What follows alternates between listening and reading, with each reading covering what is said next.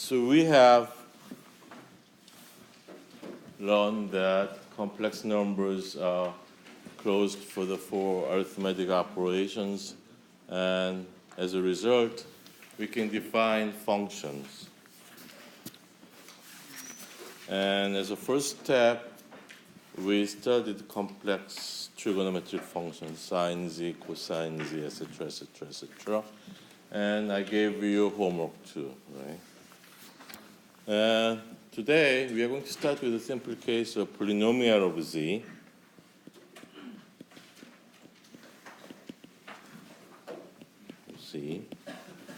So the easiest case is just c, x plus I, y, right? And square x plus I, y, x plus I, y. So by now you should be quite familiar with how to multiply two complex numbers. So it's x squared minus y squared plus I 2xy. Z to the 3 is easy. X squared minus y squared plus I 2xy times x plus iy.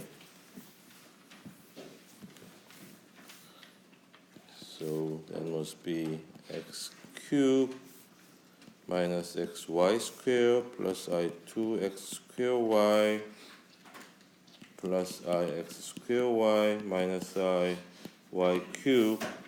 So x cubed, right, 2xy, xy squared. Something is wrong.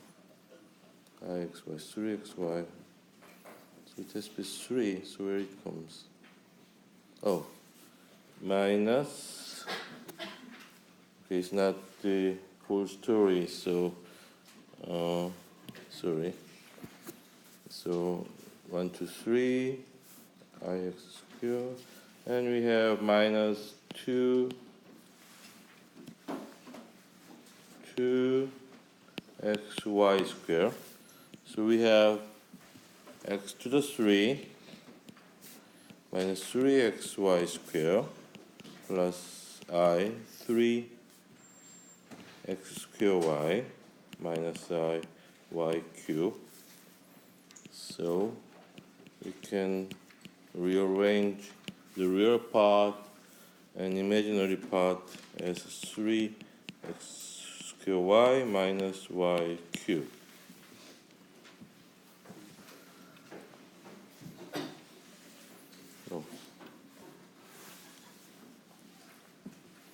And we can continue with the strategy for x to the 4.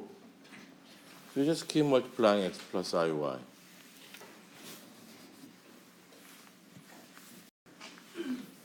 So let me try to make a copy of this. And if we push,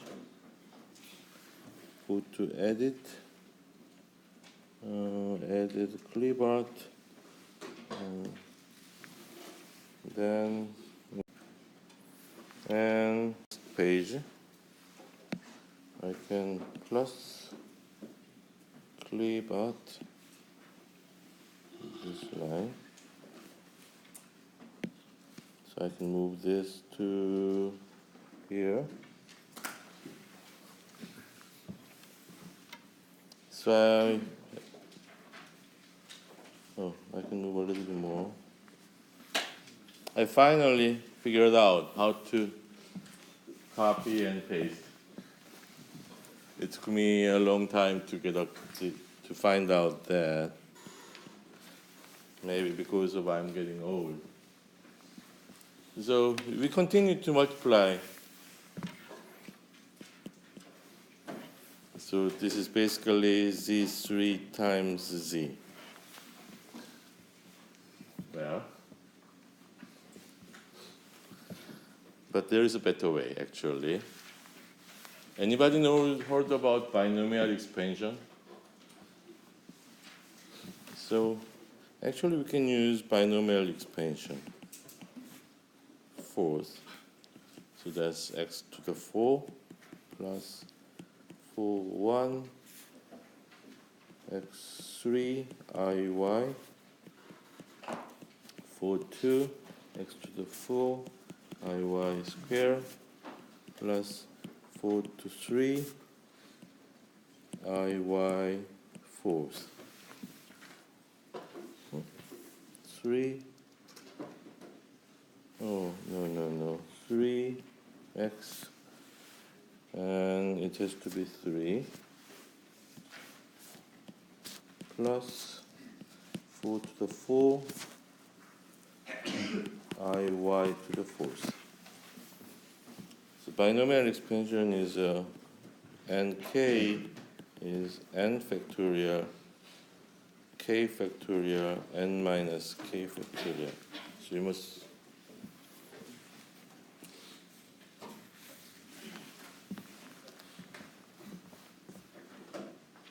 that actually you learned in your high school days, right? If you check your reference book, I'm not sure which book you used. 수학의 정석 usually has that formula, but 이항전개, binomial expansion. So using that, this is x to the 4. So 4, 1 is actually 4 factorial, 1 factorial is what? 3 factorial is 4, right? And 4, 2 is 4 factorial, 2 factorial, 2 factorial is 4 times 3 divided by 2 is 6. 4 times 3 is, of course, is 4. So maybe I can put in a box. Then we have 4 times I x cubed y minus 6x squared y squared minus 4i xy squared plus y to the fourth. So that is x to the 4 minus 6x squared y squared plus y to the 4 plus I 4x cube y minus xy cube.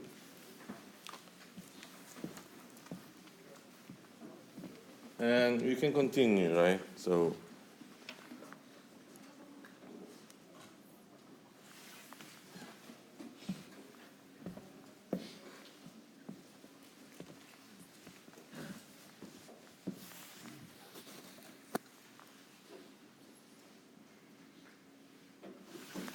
need more time to copy? I can go. So C5, C6, C7. I like to give you as homework. You can do it at home. So I don't know, depending on my mood, I might ask to calculate one of those polynomials in the quiz. It's not very difficult, right? And in principle, you can calculate Zn.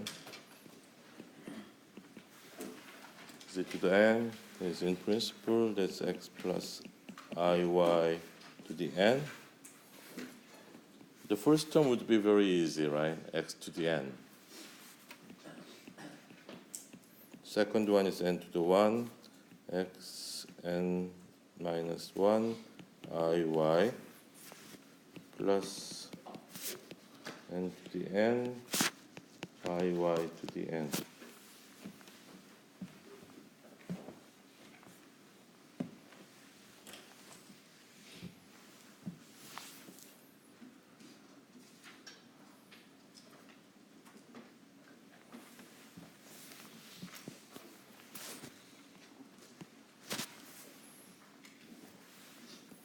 This is the formula for polynomials.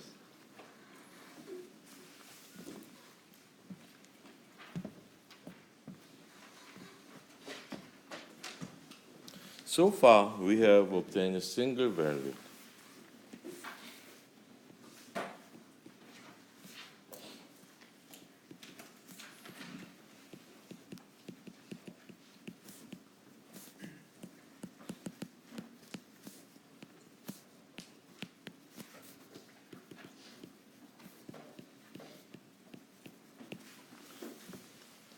single valued.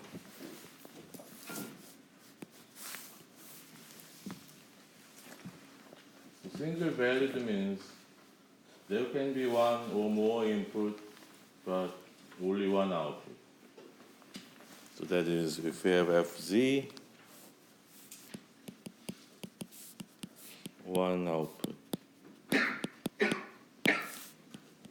Can be one or more input.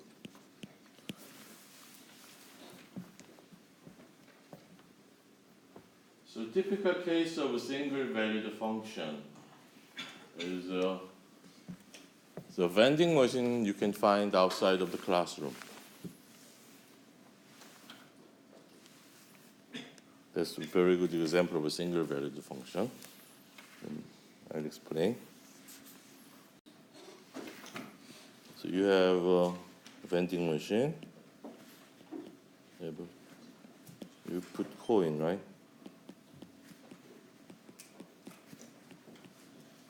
Or sometimes you can put. And you have selection buttons. So you put,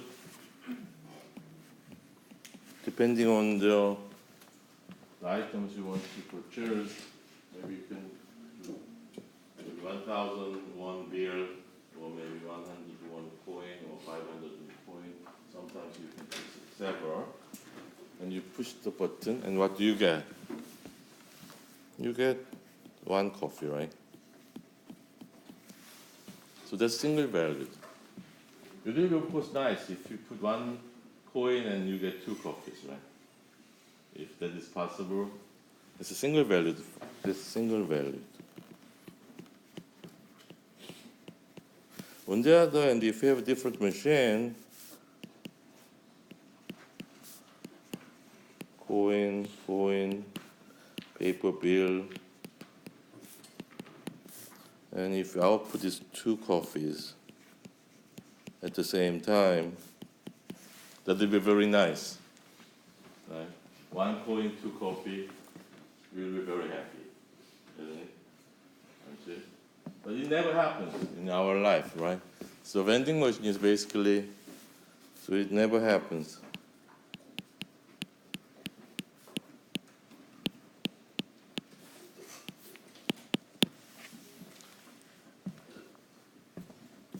So in functional analysis, we call this as a multi-valued function.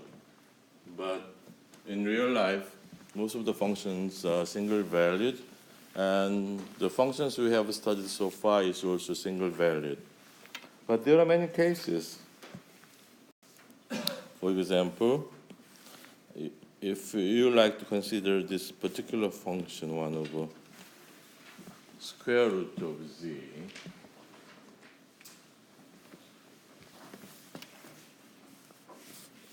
and by Euler's formula, 2 pi I. Exponential 2 pi I is what? Cosine 2 pi plus I sine 2 pi is equal to? What is the value of cosine 2 pi? 1, right?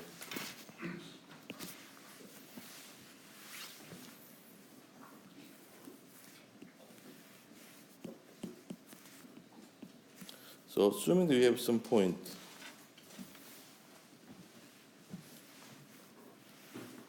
so if we consider the point just on the real axis, above the real axis.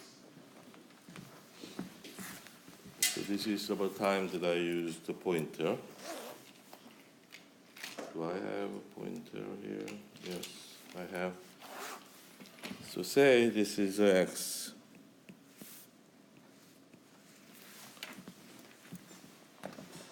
Considering some particular point which is just above the x-axis, which value is x. And if you rotate this point,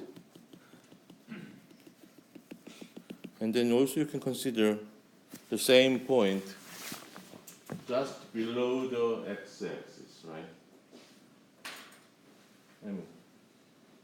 So x and y axis are continuous, so you can just push it a little bit below or a little bit above of the real axis. But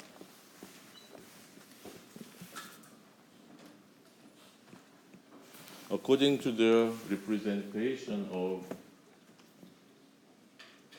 Descartes' form representation of complex numbers, what is the angle for this point? Angle is 2 pi, right? So this is exponential 2 pi I.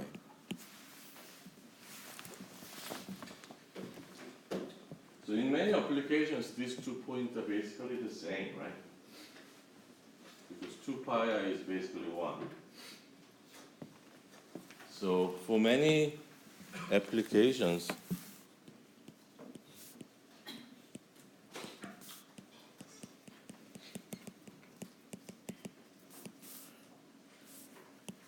z is x and z is x plus 2 pi I are identical point, right?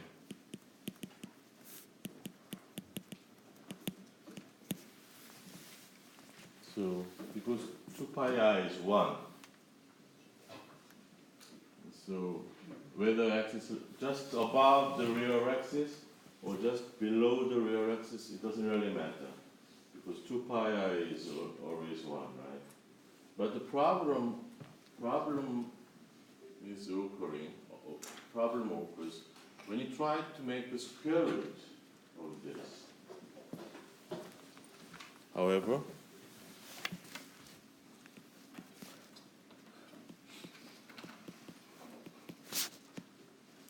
x, right? But if we want to make a square root of this,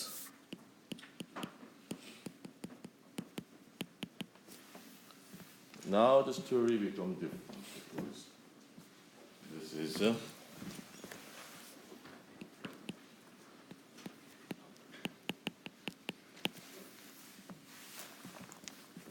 exponential I pi. Oh, I put I twice.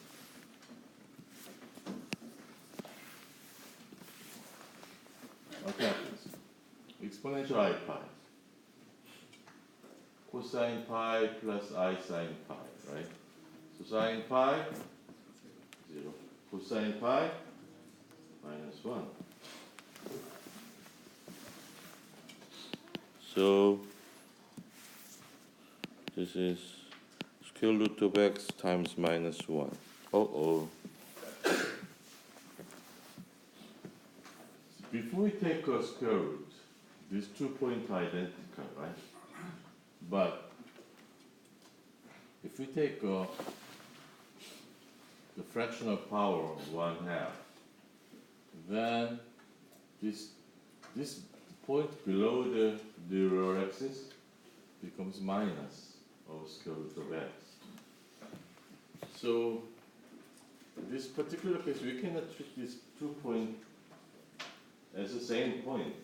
So we have to treat this point separately. Right? So if you like to have a z to the 1/2 as a single valued function, then we need to treat this x and x plus 2 pi I as a different point.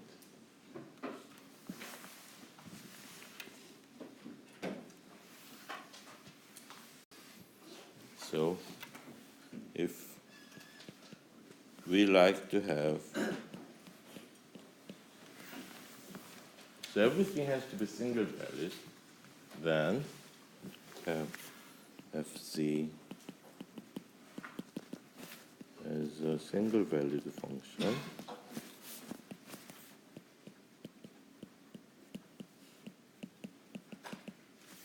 Then we have to treat z equal x, z equal x to the exponential 2 pi I as different point. That means we need to put some artificial boundary such that the x cannot cut. we call this a branch cut. So you cannot cross. So if we have a branch cut in the x-axis, then this point and this point are different, right? So branches are like a barrier, so you cannot cross. You cannot cross this line. So this is called branch cut. Then this x and x plus 2 pi are at different points because we cannot move this around this.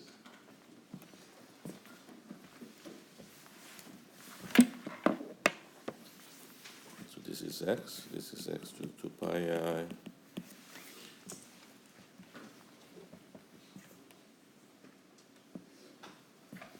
Or more generally, if we have x to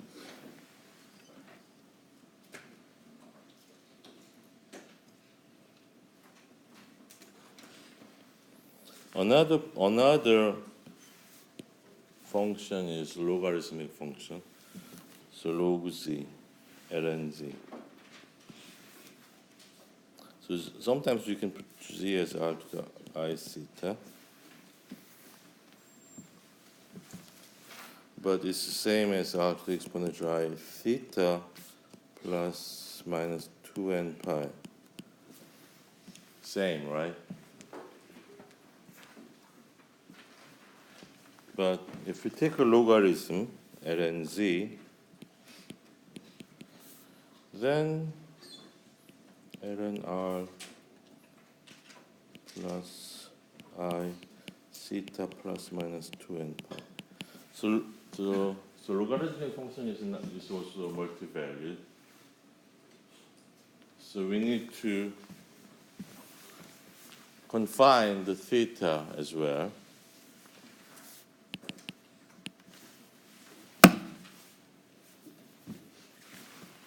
Divide me, oh shit.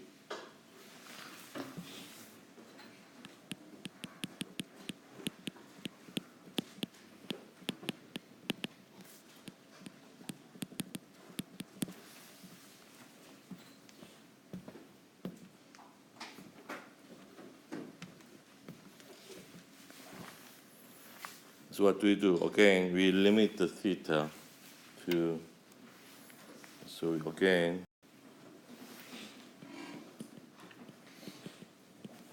we need to limit theta 2 pi. Then, if you limit this theta between 0 to 2 pi, then now logarithmic function can be single valued. So we call this as a big Z.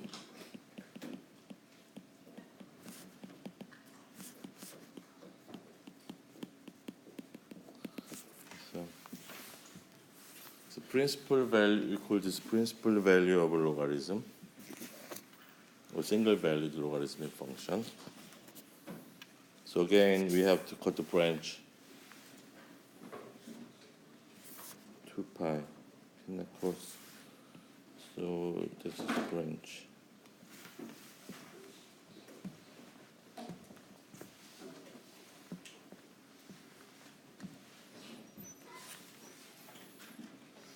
So if we can define this way, then we can define other functions. Say W is, say, cosine inverse Z, arcsine Z.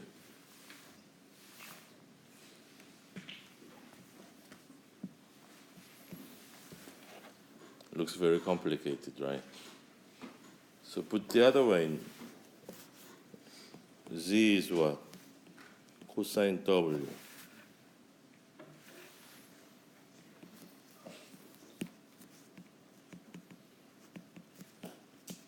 W. Or 2Z is exponential I W. 1 over exponential I W. So we have exponential I W square minus 2z exponential iw plus 1 is equal to 0. And you can solve this equation, exponential iw,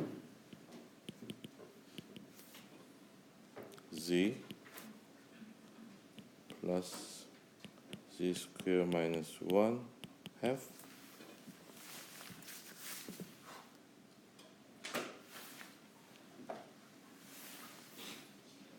or iw is ln z plus z squared minus 1 to the half. W is minus I ln z plus z squared minus 1 to the half. So we can define the arc cosine functions. So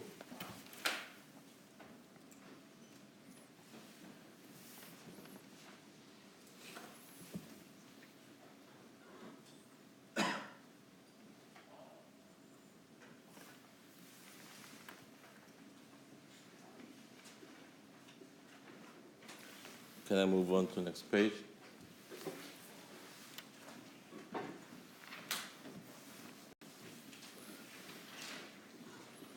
You can calculate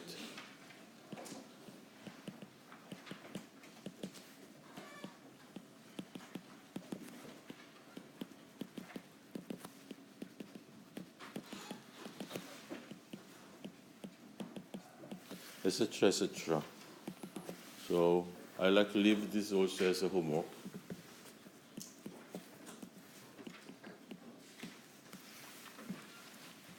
When I say homework, you just do at home.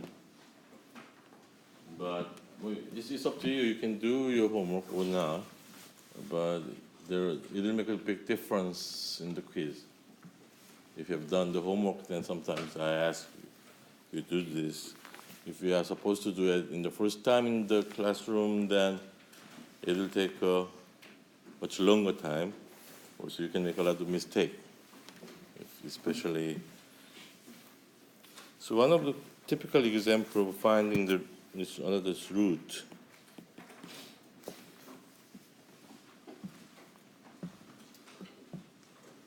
So if a real number system, there is only one root, right? If W is real, then you have only one root. That is 1, right? But now we have exponential 2 pi I, actually n,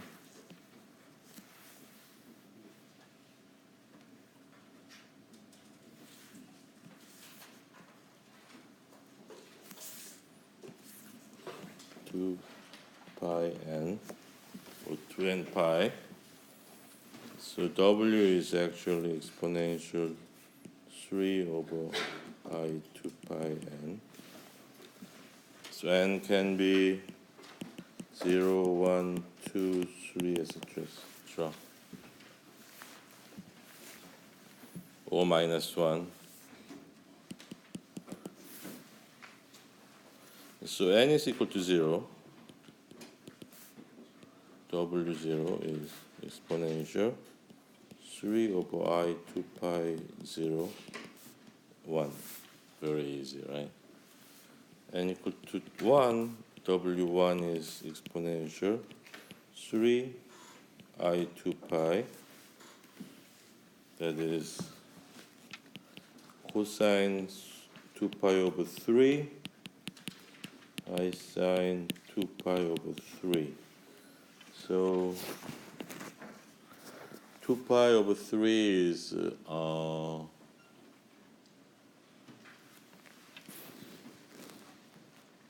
this, right?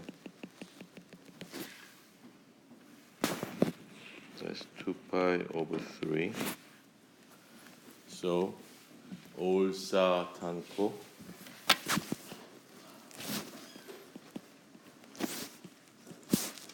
옳사탄 코사인.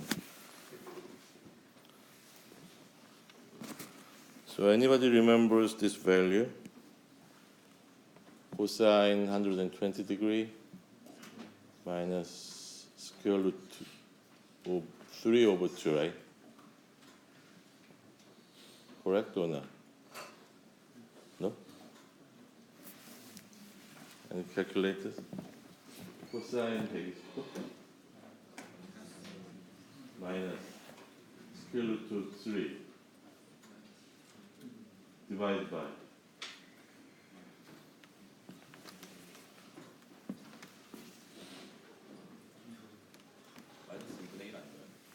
that is cosine 60 degree.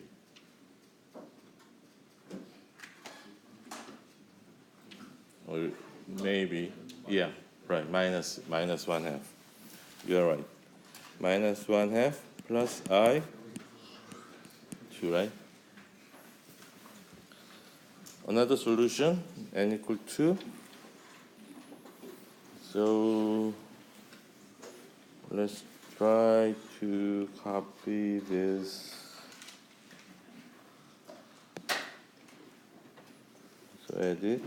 I have at clipart and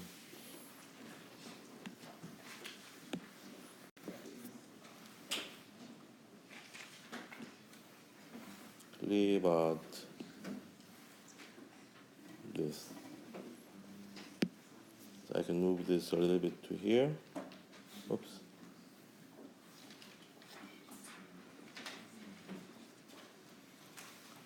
Okay. So when n is equal to 2, W2 is exponential 3 over I 4 pi. So that is this point, right?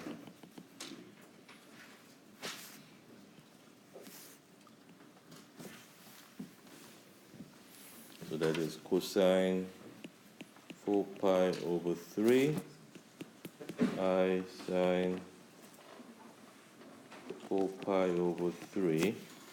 So everything is minus. So minus 1/2.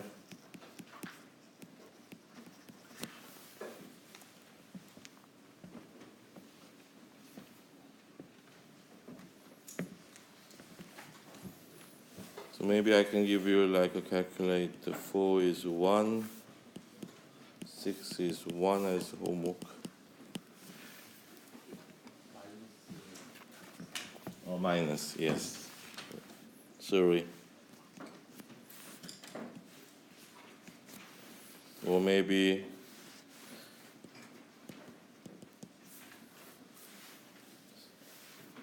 this actually you probably need a calculator. I think the 4 is equal to 1 is easy. 6 is pretty easy.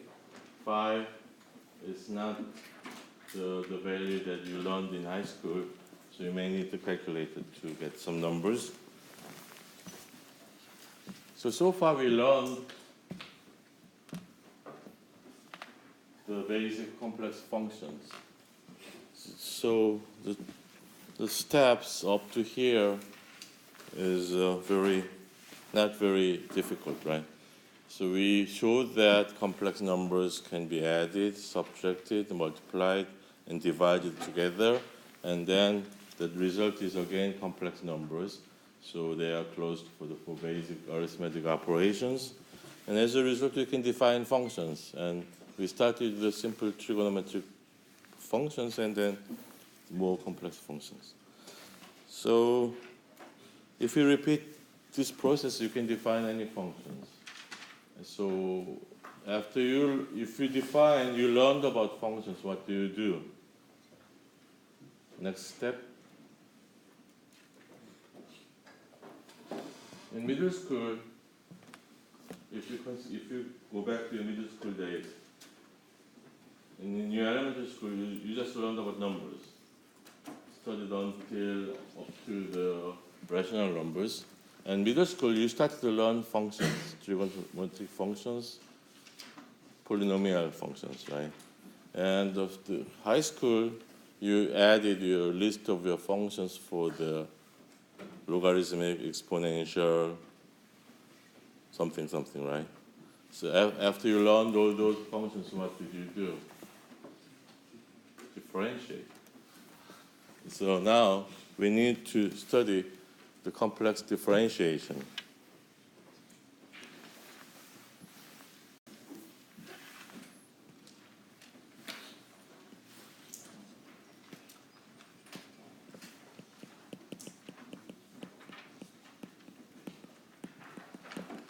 After differentiation, what we are going to learn? Integration. It's obvious, isn't it? So anybody remembers the condition for the differentiability for real functions?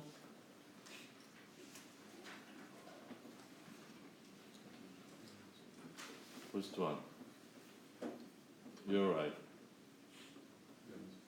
Continuous functions. It's a condition. The function has to be continuous.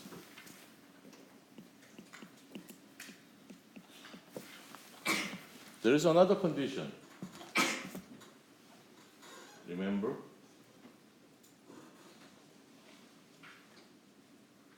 There are functions which is continuous but not differentiable in real numbers. For example, if x, fx,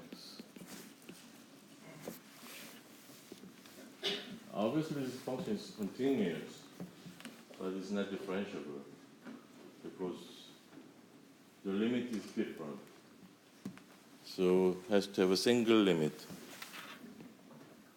Single limit.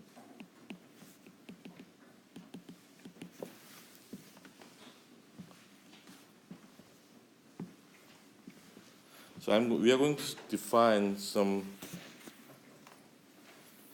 So FC is said to be continuous if for any delta there exists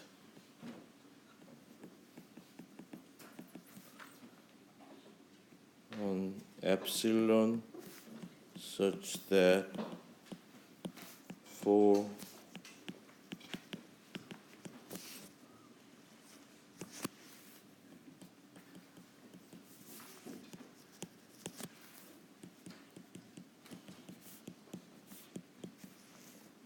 continuous at a point zeta. Okay.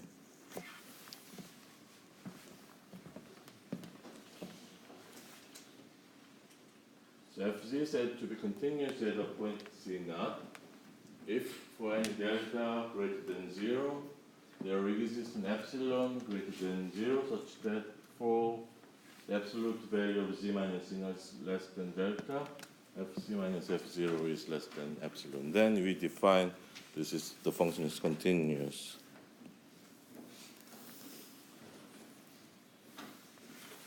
It's a quite long paragraph.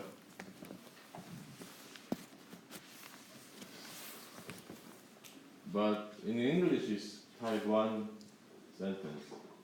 Same as I am a boy. This is subjective and everything is complementary clause. Subject, verb, and the rest is said is 절, closure, of complementary closure. So same as I am a boy. So it's type 1 sentence. So this is type 1 일회형식.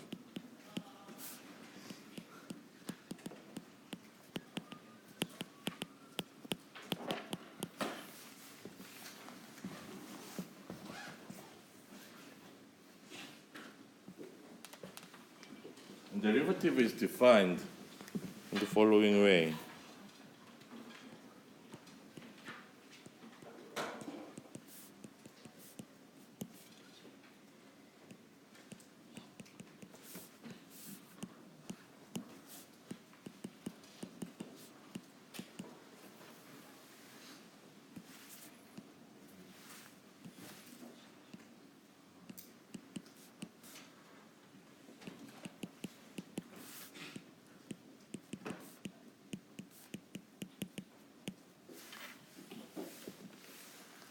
and we need to have only one limit. Then the function is differentiable. Okay, let me ask. Anybody who didn't learn how the calculus, raise your hand.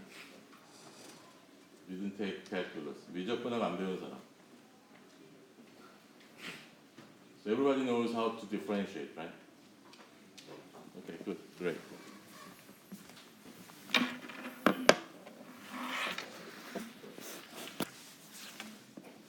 So it's going to be a long story, so maybe you can take a break for a few minutes and continue. And in the meantime, I'm going to see. So this part is easy, right? The definition of a derivative is you subtract the small increase of function by the original value and divide by the small increment, and then take the limit. So, for example, for fx equals x squared, then fx plus delta is given by x squared to 2 delta x plus delta squared. So if you subtract the original value, then it's x squared is cancelled. And if you divide by the whole thing by delta, then you have 2x plus delta. And if you take the limit of delta goes to 0, then you have 2x. This is obvious. We know this result already. And I'm going to repeat. Next page again. If we have fx is 1 over x, then everybody knows that the derivative is minus 1 over x squared. And let's see if we can get this result from the definition. So fx plus delta minus fx is 1 over x plus delta minus 1 over x.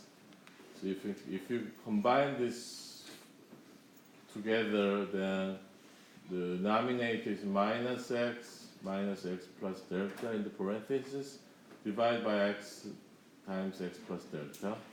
So this is minus delta divided by x times x plus delta.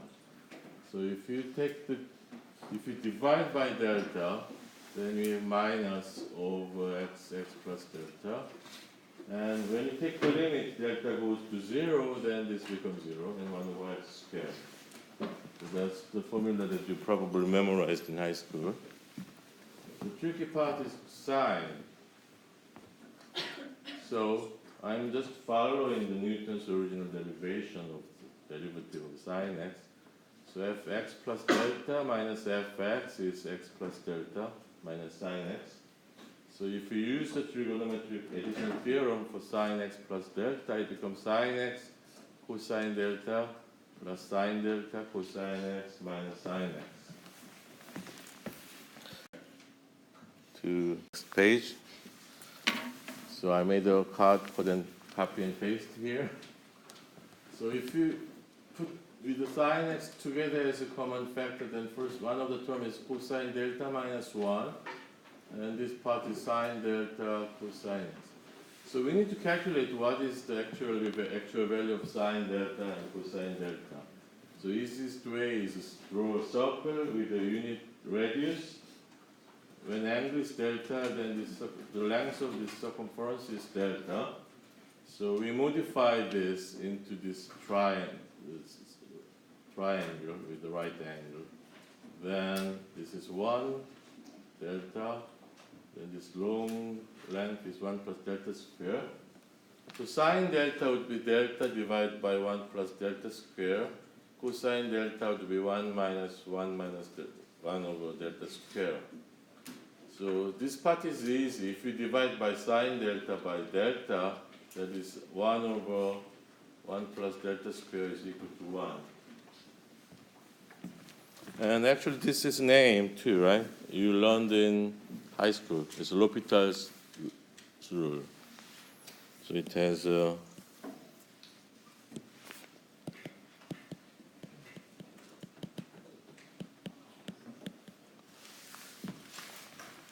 it's called L'Hopital's rule. When sine delta divided by delta becomes 1. But you can be derived using from this very simple geometry. The tricky part is cosine delta minus 1.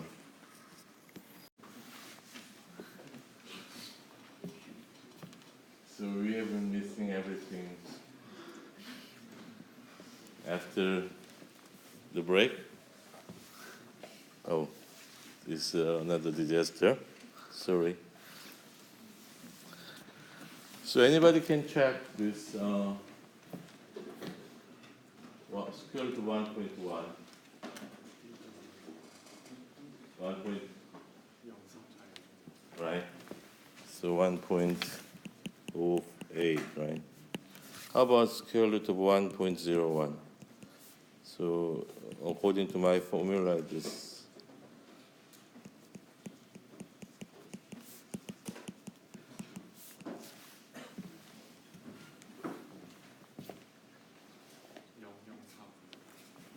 right, this so close enough, right? So the idea of putting on the YouTube is to make it easier for to review, but apparently I forgot to turn on the recorder, so maybe I can go back. So in order to do that, we need to be able to evaluate the square root of 1 plus something, small number. So this is actually also Newton derived this formula as well. So square root of 1 plus epsilon is approximately 1 plus epsilon divided by 2. And one of the students actually verified that this is correct. So when delta is 0.1, then actual value is 1.08 and 1.5. Approximation is. But if the delta is getting smaller, it's getting close to this value. So when delta goes to 0, then it's going to be 1 plus delta over 2. So that means 1 plus delta square would be 1 minus delta square over 2. So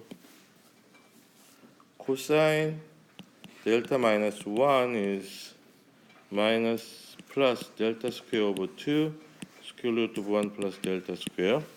So if we divide by delta, what do we have? So from this, if we divide by delta, delta over cosine delta minus 1 is delta over 2 delta square, and goes to 0 as delta goes to 0, right? So we have a delta in the denominator. So as delta goes to 0, it goes to 0 very rapidly. So as a result, we have,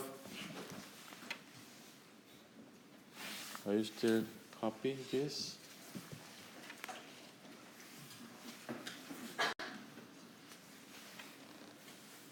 So delta sine delta x plus delta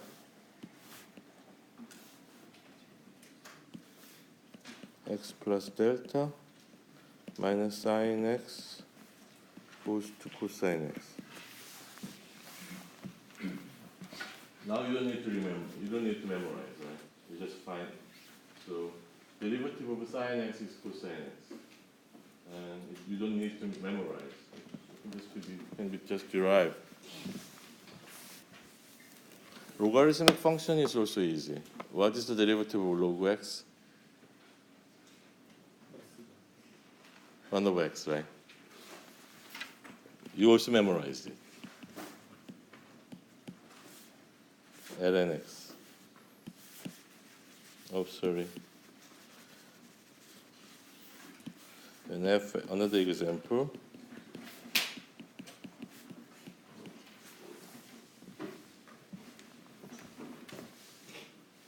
So ln x is actually log with the base e.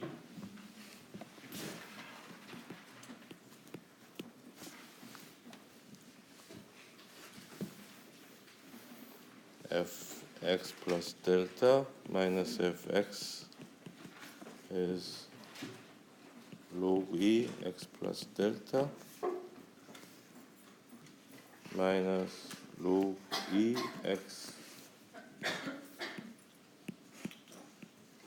x plus delta, right?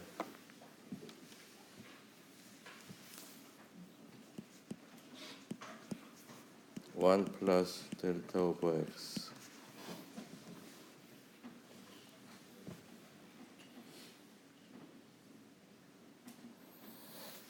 So we have a quandary. We are in an almost impossible situation to solve very complicated. So what do you do? Do nothing, right? Very good. So let's just do nothing. So do nothing means just do nothing. So in this case,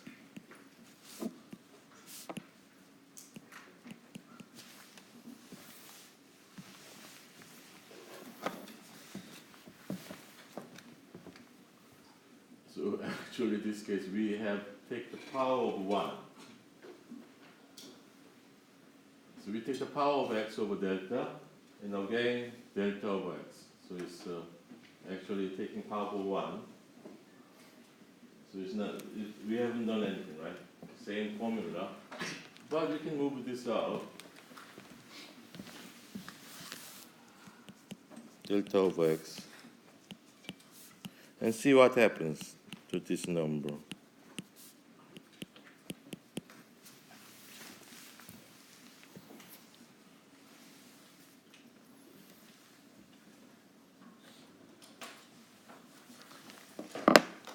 So in order to do that, we need the following limit again.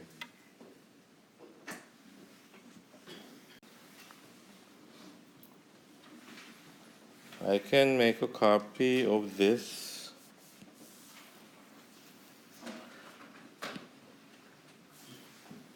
Edit, add to the clipboard and trash can, and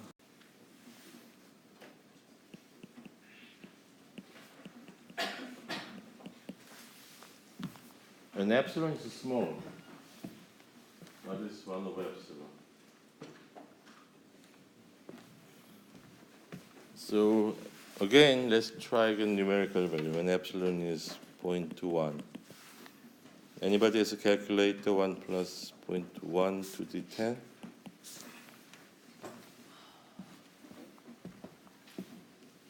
.7 something.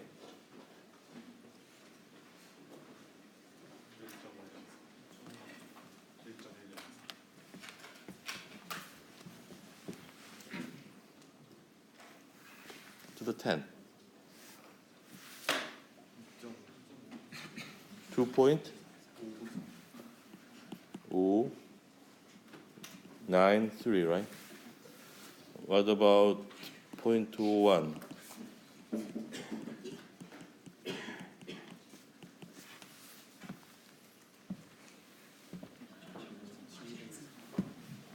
Two point 704.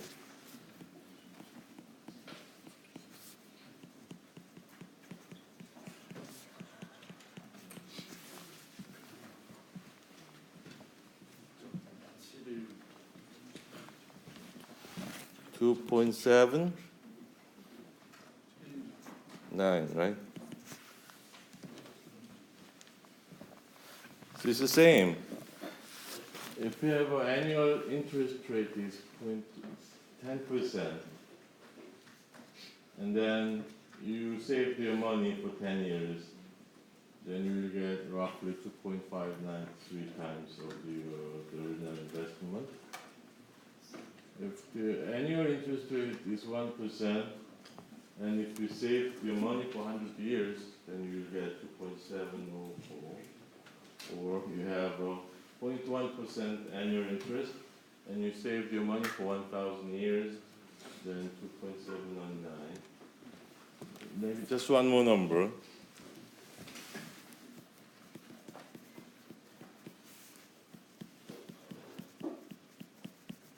Anybody can do this? 10,000 times?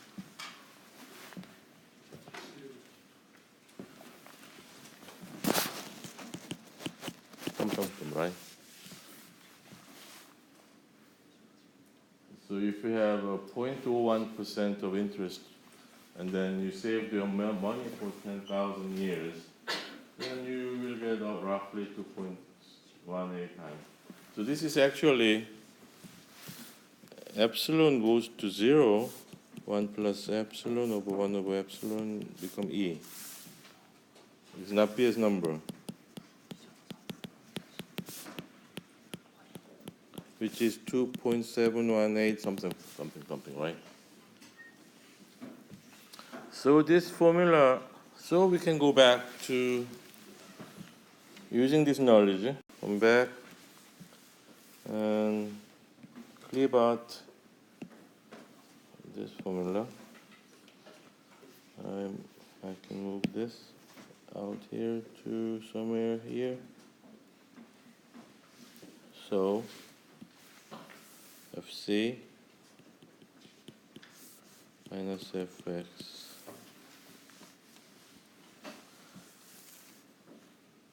divided by delta is 1 over divide delta. So this delta will cancel each other. And this goes to what? If delta goes to very small, what happens? This number becomes E, Napier's number. And log E is 1. So it becomes 1 over x as delta goes to 0.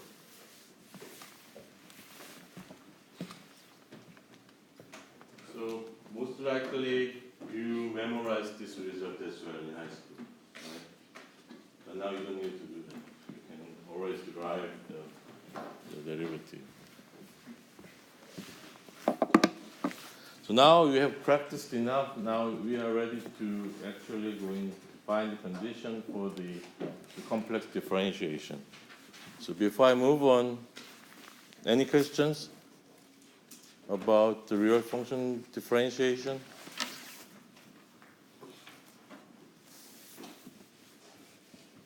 Enough? Okay, I have to do some numbers, number crunching. And it's amazing that about 500 years ago, Newton actually did that. Just using his pens and papers. Newton did in 1650. So that's about 400 years ago. And so he actually calculated this. And just using the papers and pen. And he obtained all the results for the derivatives.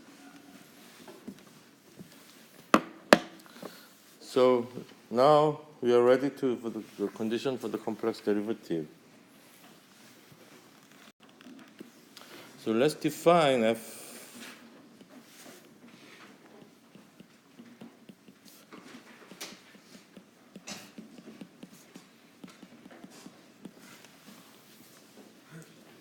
So uxy, vxy are real functions.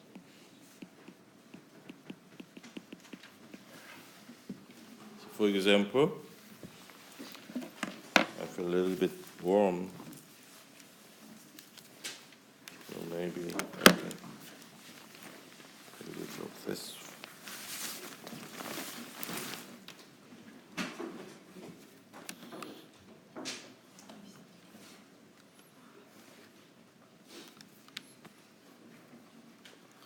So real functions, for example,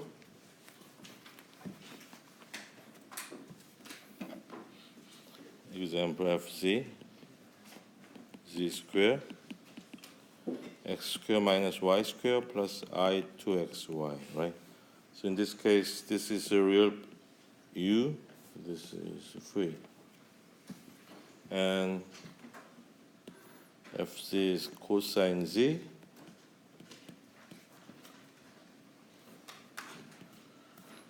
cosine x plus I y, cosine x, cosine I y, minus sine x, sine I y is cosine x, cosine hyperbolic y, minus I sine x, sine hyperbolic y. So again, this part is u, this part is free. So any complex functions can be divided into real part and imaginary part of functions.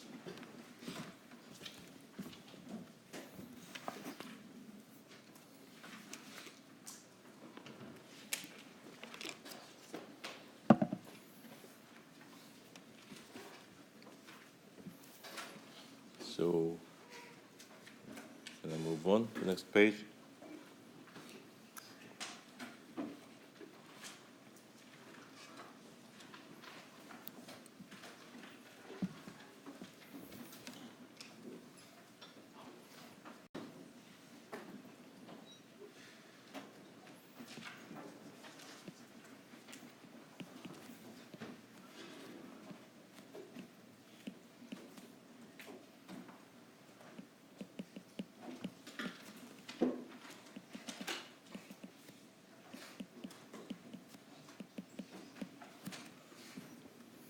So when you take the difference between fz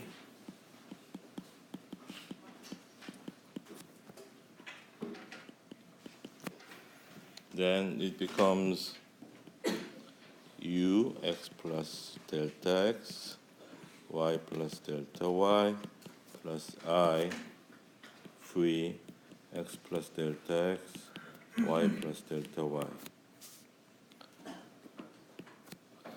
So delta z over f x plus delta z minus fz is delta x plus I delta y, u x plus delta x, y plus delta y plus I free x plus delta x, y plus delta y minus u x y plus I free x y.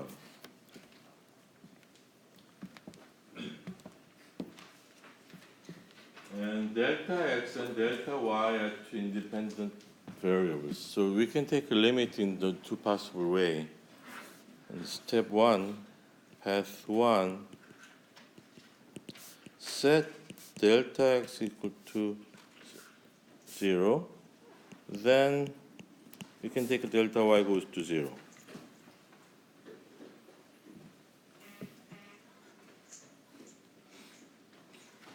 So what happens?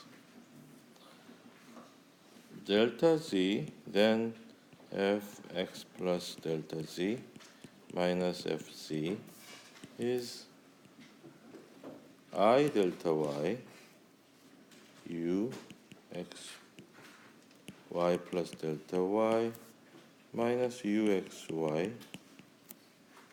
plus I delta y free x y plus delta y minus free x y.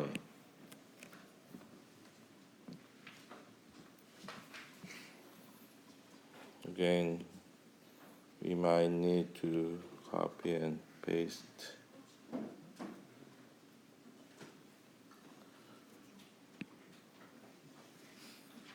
Edit, add to the clipboard, trash can. And then, if we go to the next page,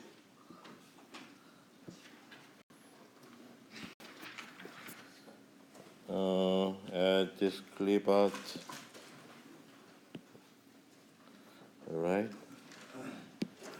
So I can move this.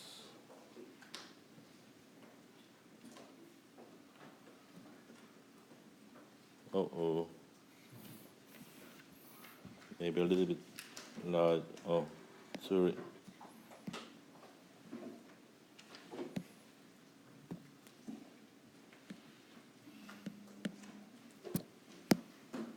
What happens?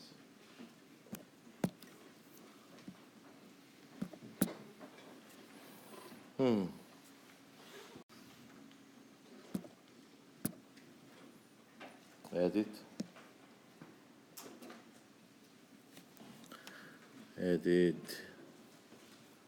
clip out.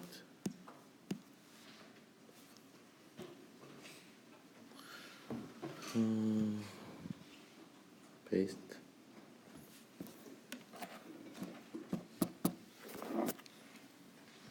Stopped? I don't know.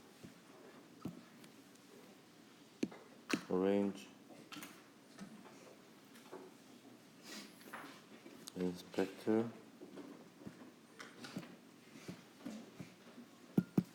It doesn't work. Oh, sorry.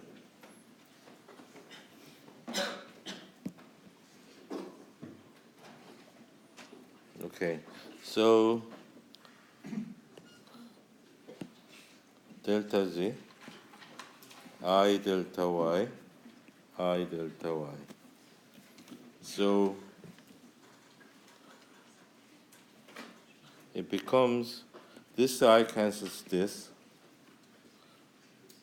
So it becomes delta y free x y plus delta y minus 3xy and minus I delta y u x y plus delta y minus u x y. So it becomes actually partial y partial v minus I partial y partial u.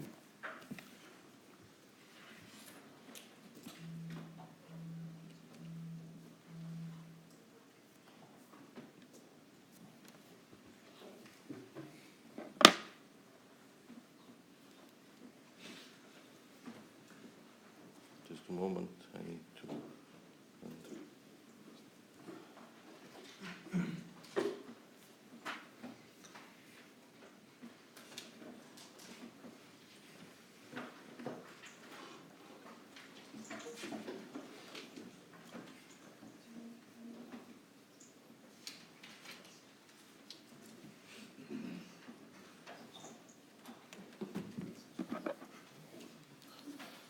So as delta goes to 0,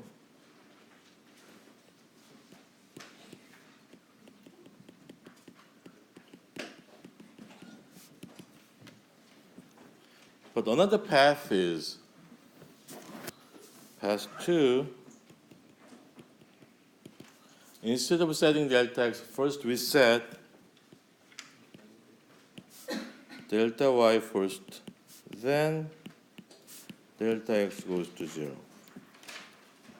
Then what happens? Then delta over f x plus del z plus delta z minus fc becomes, now it is delta x u x plus delta x y minus u x y plus I delta x over v x plus delta x y minus 3xy, and it has to be partial x partial u plus I partial x partial v. So these two results has to be the same, right? If the derivative is supposed to exist, then we should have the same result. So if the derivative is going to exist, then we should have only one limit. So that means these two has to be same. So as a result, we have partial x partial u plus I partial x partial v, same as partial y partial v minus I partial y partial u.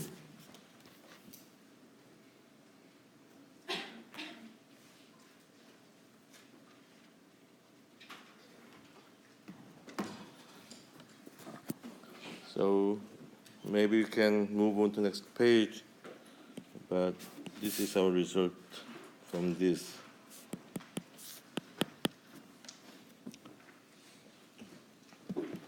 So this two limit has to be the same. If the complex derivative derivative is going to exist.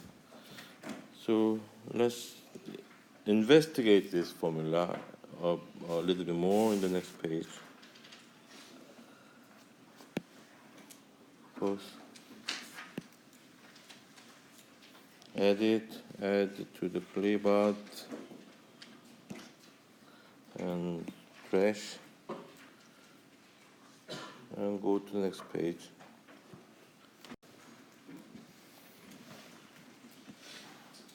Playboard, this, okay.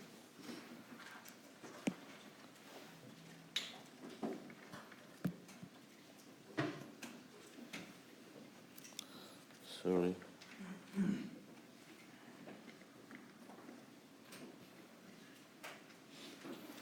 And maybe I can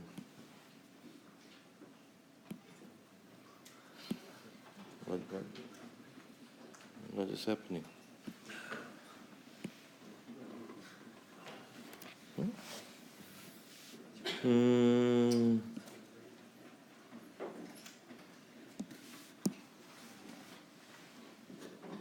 Okay. So real part has to be same as, so this result says this real part has to be the same and imaginary part has to be the same, right?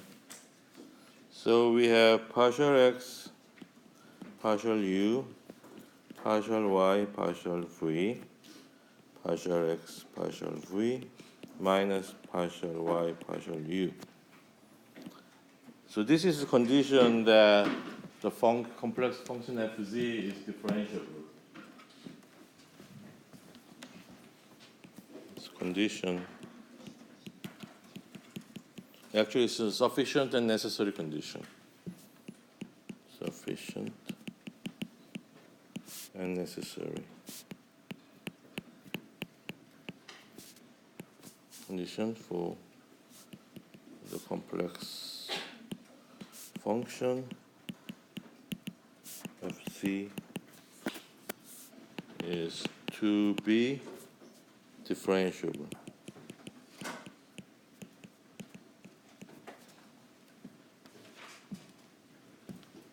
Condition for the complex is fs to be differentiable. So this again type 1 English sentence, 일형식. It has a name, Cauchy-Riemann condition.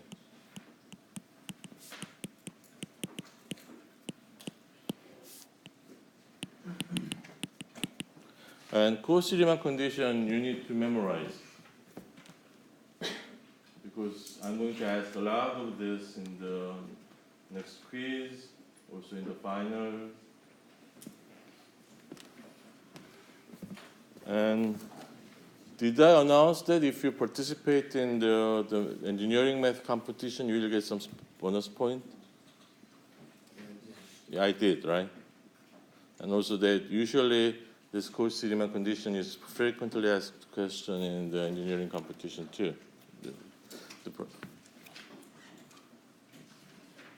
Did I have a mosquito inside or not? No.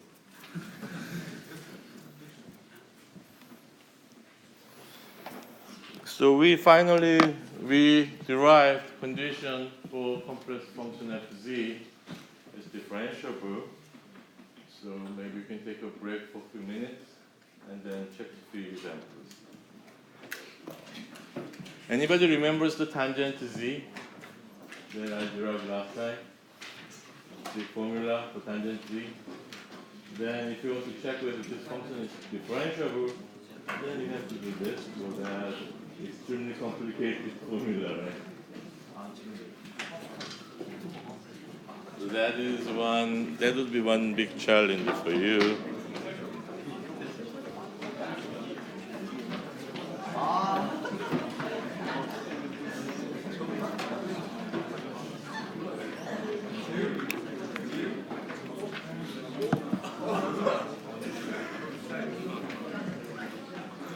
So I'll turn off.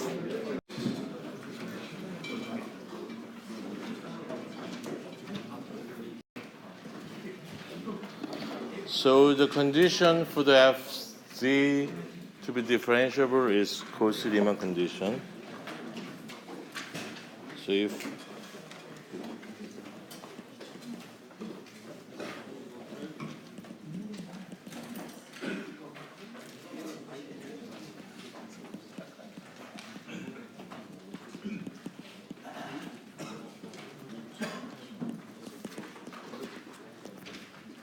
partial x partial u is partial y partial v, partial x partial v is minus partial y partial u, then fz is differentiable,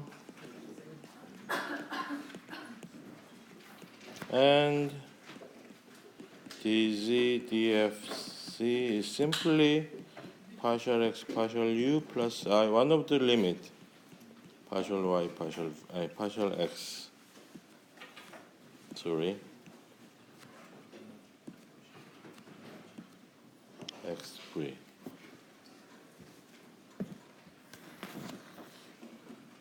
So as an example, when fc is z square, x square minus y square plus I 2xy, right? So in this case, u is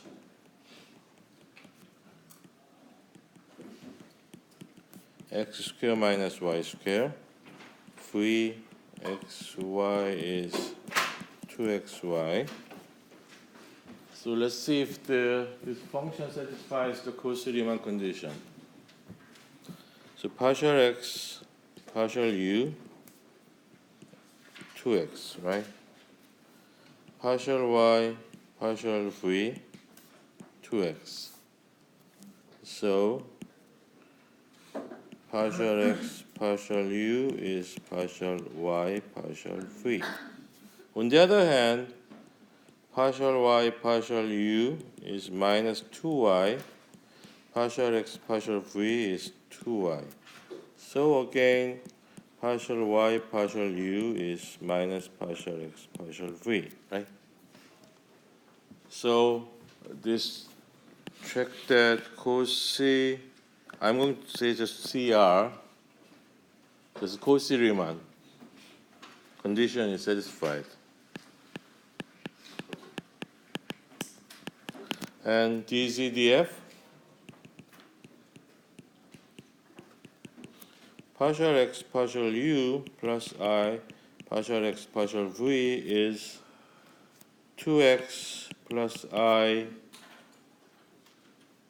2y 2z. So if you take the derivative of z squared, then the derivative becomes 2z. So the result is the same. Looks very similar to the case of real function, right?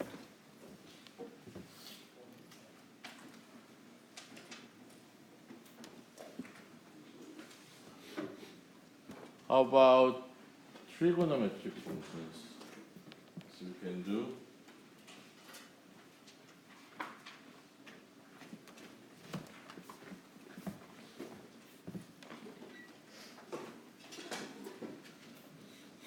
You have a question? Checking? So u is x squared minus y squared, v is 2xy. So if we take the derivative of x of u, then it's 2x. The y, 2x, right? So these two derivatives are the same. On the other hand, the partial derivative of y is minus 2y, and x is 2y. So it has minus sign. So its Cauchy-Riemann condition is satisfied. And so df dz is actually partial u partial x plus I partial v partial x. It's 2x plus I 2y is 2z. So same as so you can actually take derivative of this complex function in the same way as the real function case. Next thing is a little bit more complicated. Sin Z.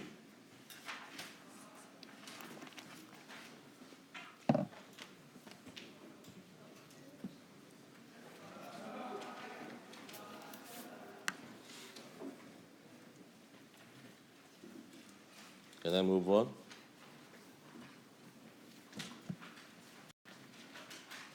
I'm recording, right? So Fz, another example. Fz is sin Z. Sin Z is sin x plus iy, sin x cosine iy, cosine x sin iy, sin x cosine hyperbolic y plus I cosine x sine hyperbolic y. So this is u, this is v. So u is sine x cosine hyperbolic y, v is cosine x sine hyperbolic y. And so let's check the Cauchy-Riemann condition first.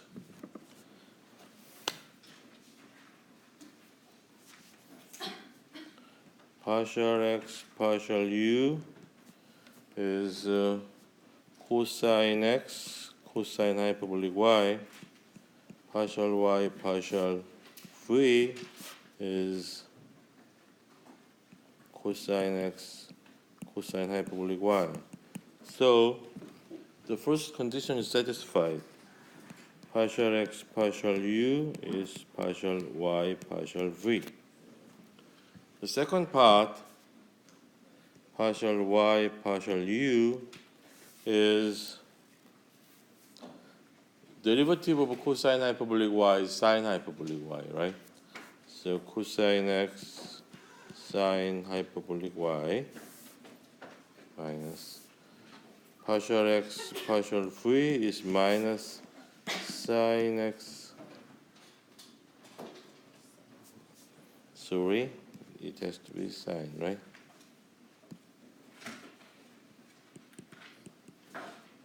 Sine x sine hyperbolic y. So again, partial y partial u is minus partial x partial v. So Fz is, so Cauchy-Riemann condition is satisfied, right?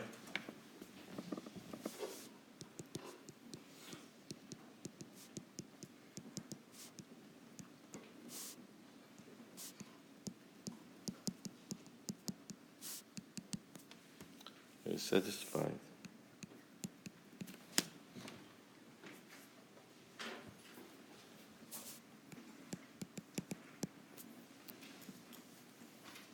I don't know why I have so many mosquitoes today. Only here, not yours?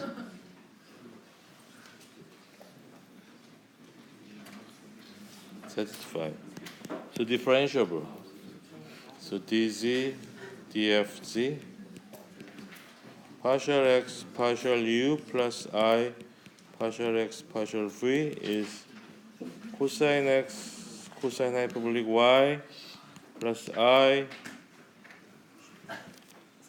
minus sine x sine hyperbolic y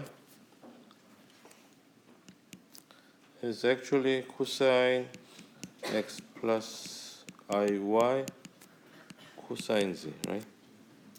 So the complex derivative is actually same as the real derivative.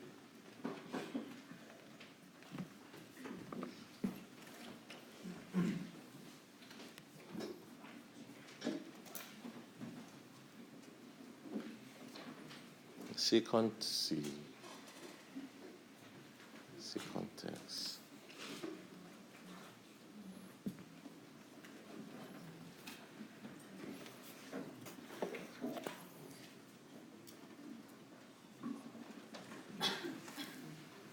Can I move on? Exception is the following case. When Fz is complex conjugate,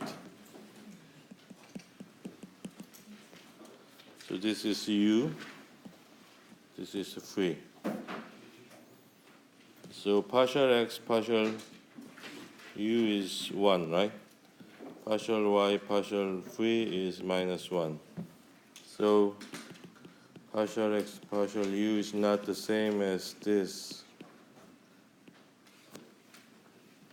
So for the complex conjugate, the Cauchy-Riemann condition is not satisfied, so it's not differentiable.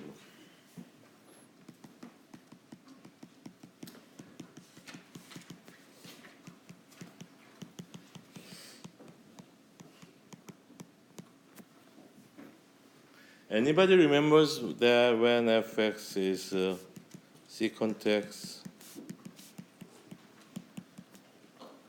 what is the derivative?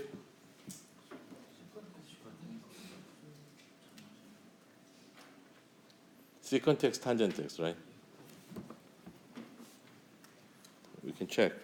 dx dfx minus cosine square x times sine x minus sine x.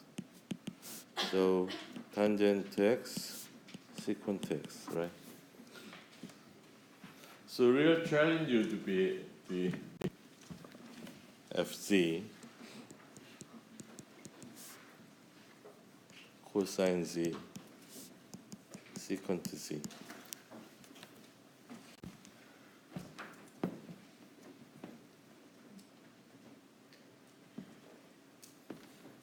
So my question is whether dzd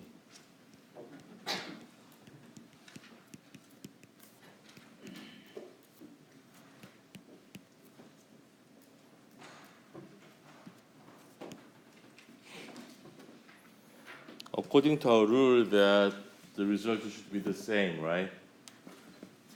So it should be secant z tangent z. So that can be a very good homework.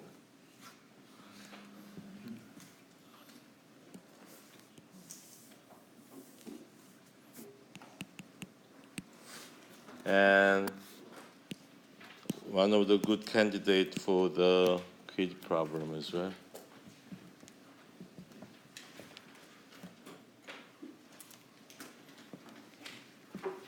So maybe we can do a bit of a calculation in the class, and then you can finish the rest in your home. Okay, so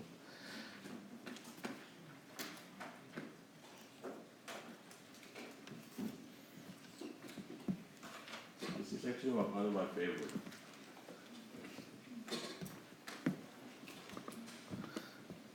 Another favorite of mine. So what is the derivative of tangent x?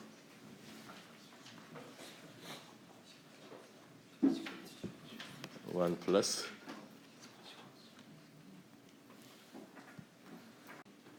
I guess. Okay. So another my favorite is this.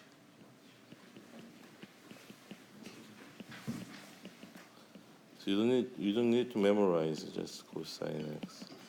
So dx dfx is a multiplication two functions. So you take the derivative of the first one. So cosine x plus sine x times this, right? So -1 cosine square x times minus sine x. So 1 plus tangent square x, right? Or 1 over secant square x. So the real challenge would be when fz is tangent to z. Then if you take the derivative of this with secant square z, this can be also a very good homework problem. Yes. Yeah?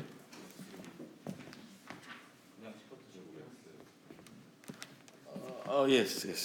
Sorry.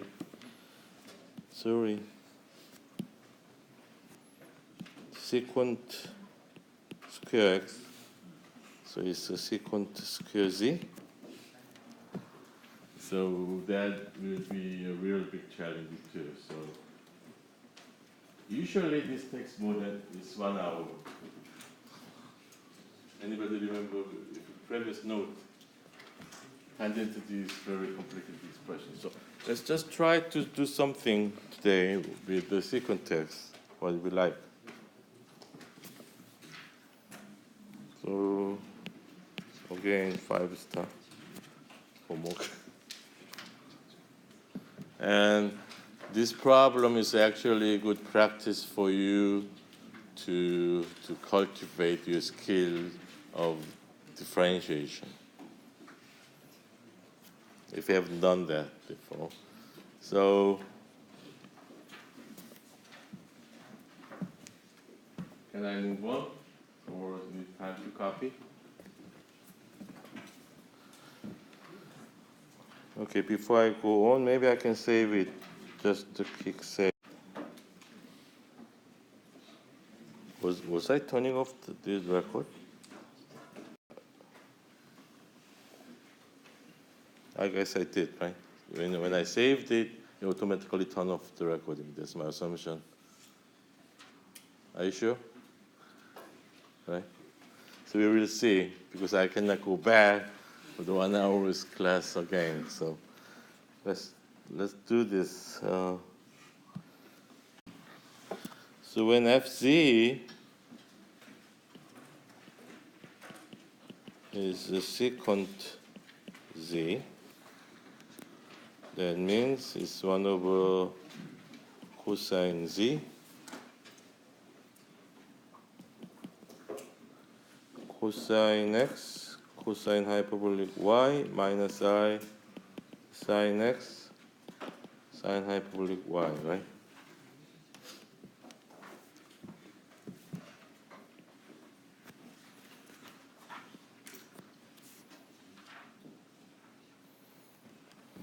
It becomes this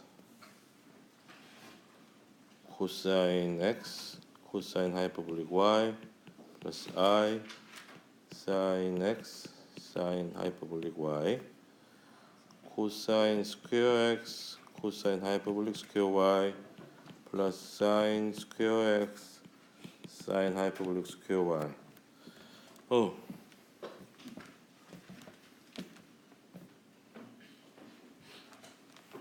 Maybe it's better to simplify the denominator first. So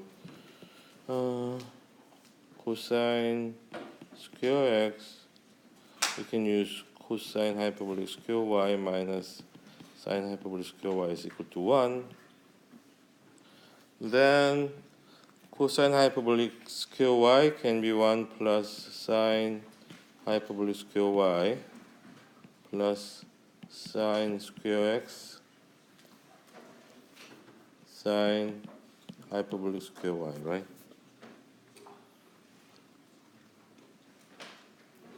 So we have cosine square x plus sine hyperbolic square y cosine square x plus sine square x. So at least we have a cosine square x plus sine hyperbolic square y. So we can actually simplify a little bit for the denominator. So Fc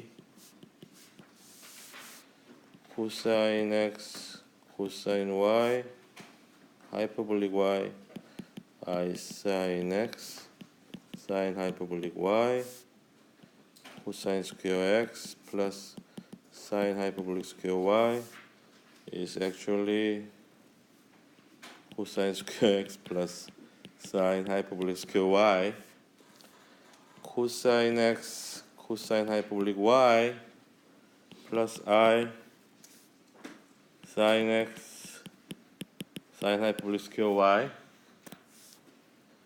cosine square x plus sine hyperbolic square y. So this is your u, this is your v.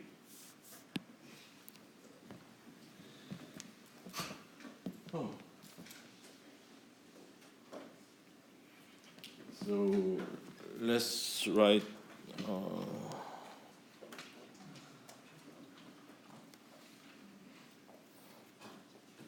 so maybe I can copy again.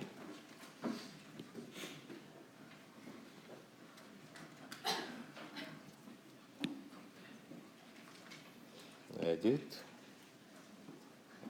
clipart, and can I move on to the next page?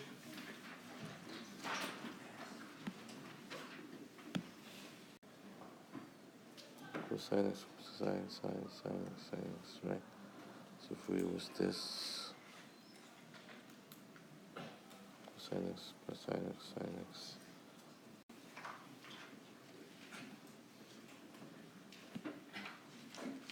Clipart.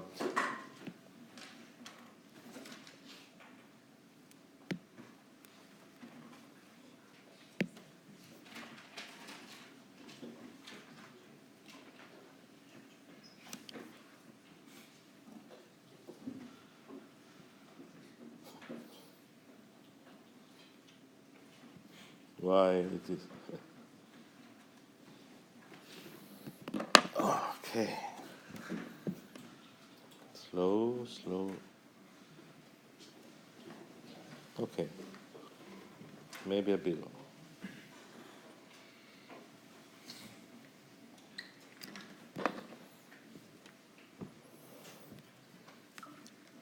Okay, I'm going to edit a little bit. So this is cosine.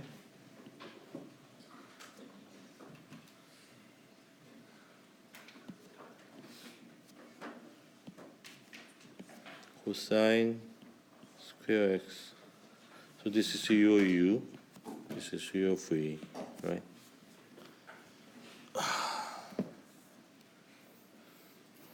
So partial x. Okay.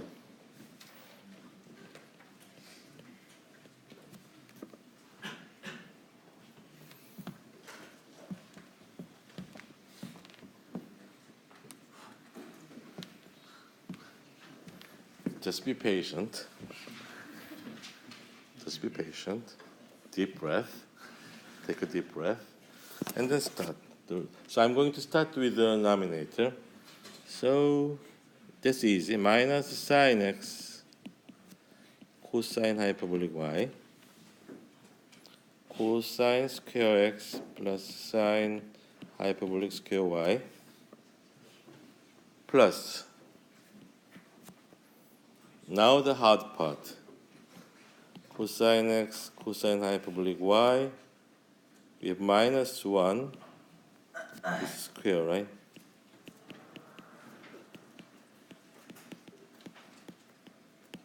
Square. And then you have to take a derivative of this. So that's twice over cosine x times minus sine x, right?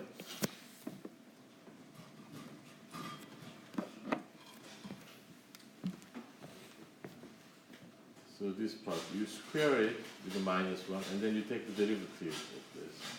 That is twice over cosine x times minus sine x. So, right? Wrong, right? Square. So,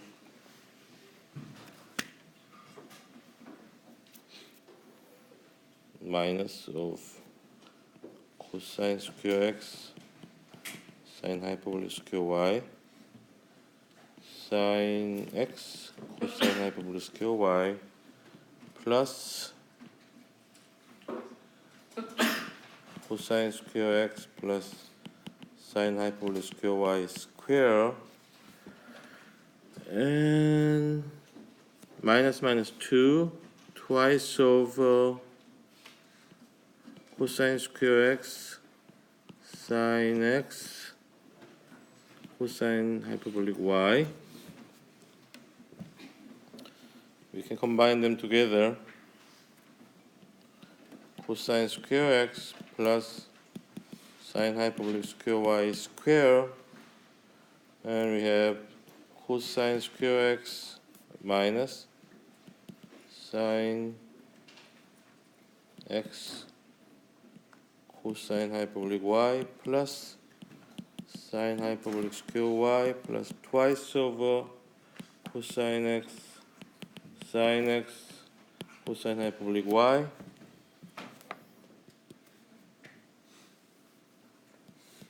cosine square x sine hyperbolic square y square, and this actually cancels this one of this. So we have sine square y plus cosine square x sine square x cosine hyperbolic y.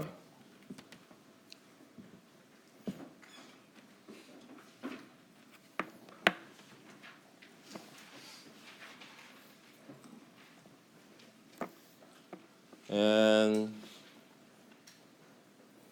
I really hate to do this, but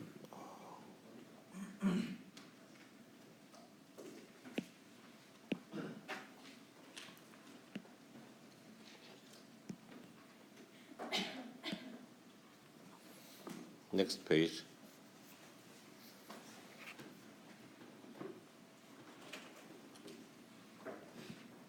To copy it, let me give you some time to copy the equation. So now we take derivative of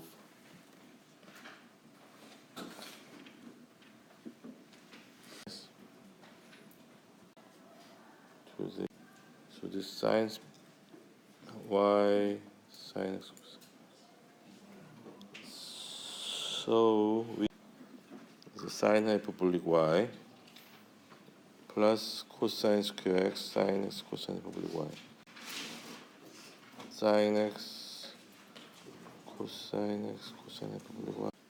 여기서도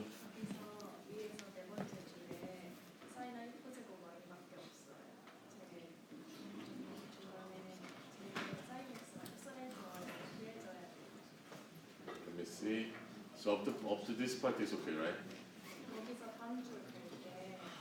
Square cosine square x sine x, that's okay.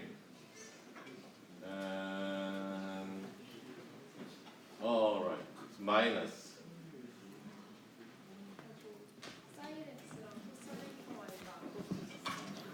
So minus sine x cosine hyperbolic y, right? Okay, thank you.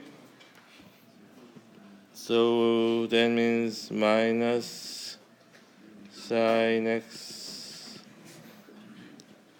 cosine hyperbolic y and sine hyperbolic x plus cosine x sine hyperbolic y. Then so minus sine x cosine hyperbolic y sine hyperbolic y plus cosine square x sine x cosine hyperbolic y. That's one part. And okay, maybe it's easier to and leave out this.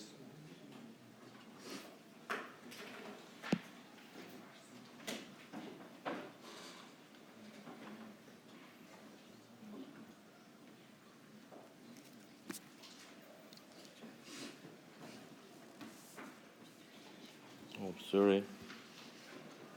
This.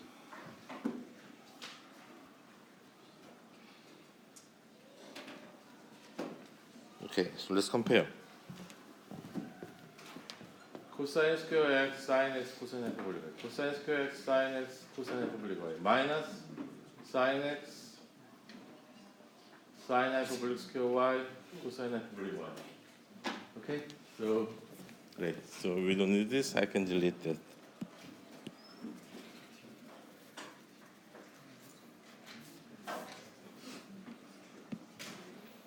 So, good news. Partial, you finished it. Leave out this. I can move this to here. Oh. Okay.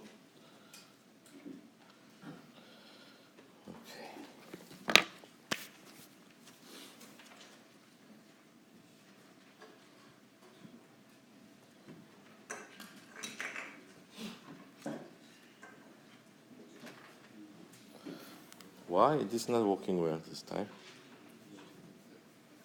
Oh, maybe here. Maybe just.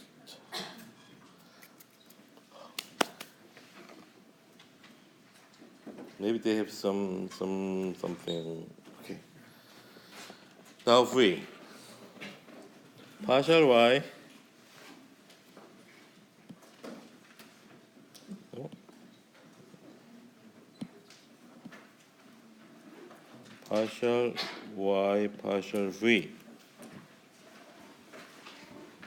So first part is sine x, sine hyperbolic y, but this cosine hyperbolic y, cosine square x plus sine square y plus, this remains the same thing, but we have minus sine everything square,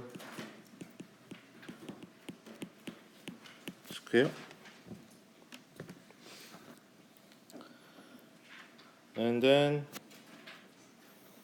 partial y, so that gives twice of sine hyperbolic y and cosine hyperbolic y. So we have minus sine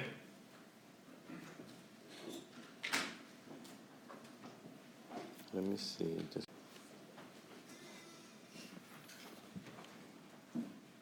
Minus sine, so just be patient. Square to,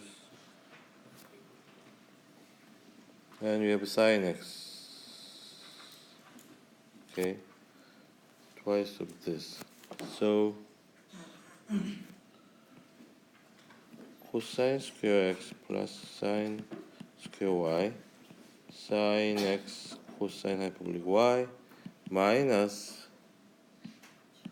cosine square x plus sine hyperbolic square y square twice of sine x sine hyperbolic square y cosine hyperbolic square y. Correct? So we combine them together. Cosine square x plus sine hyperbolic square y square, we have cosine square x sine x cosine hyperbolic y sine hyperbolic y minus twice of sine x sine hyperbolic square y cosine hyperbolic square y. So it looks different. Sine x sine hyperbolic y cosine, let me go back, have sine square y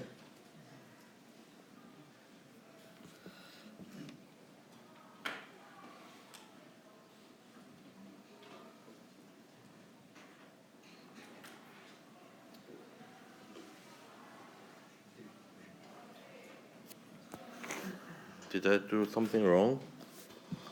Sine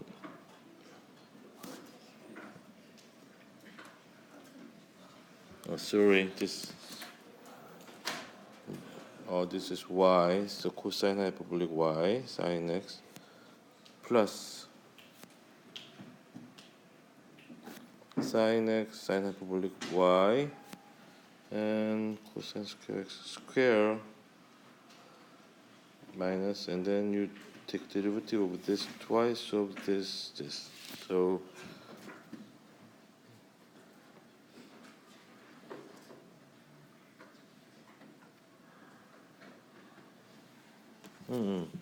one more term, right?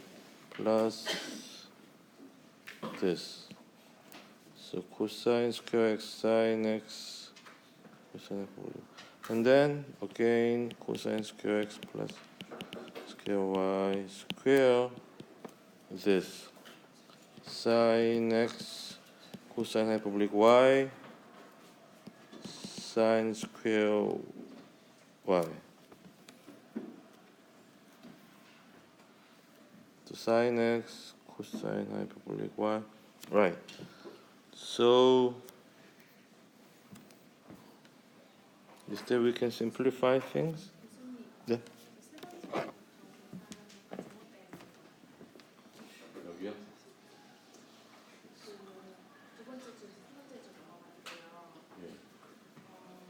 Square.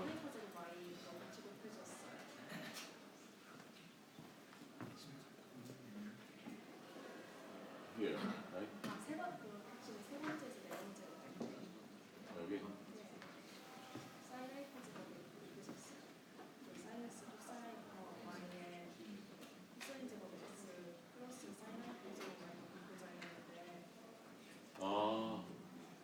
So sine x cosine. This is so you shouldn't have this, right? Okay, thank you. So let me just check the second line first. So this is correct. Minus 1 square twice of sine hyperbolic y. So up to this part is okay. And when I going down sine hyperbolic. So we shouldn't have this, right?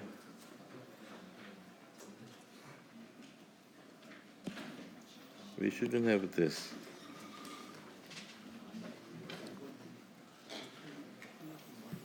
So sine x cosine hyperbolic y cosine square x minus 2 sine x sine hyperbolic y cosine hyperbolic y.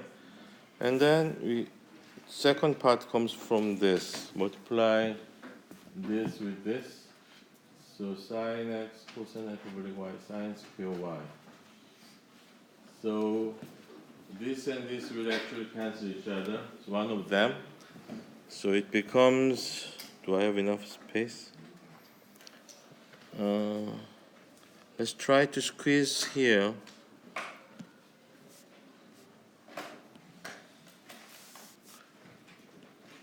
Cosine square x plus sine hyperbolic square y square cosine square x sine x cosine hyperbolic y minus sine x sine hyperbolic square y cosine hyperbolic square y. But still the expression is different, and we have cosine sine x. So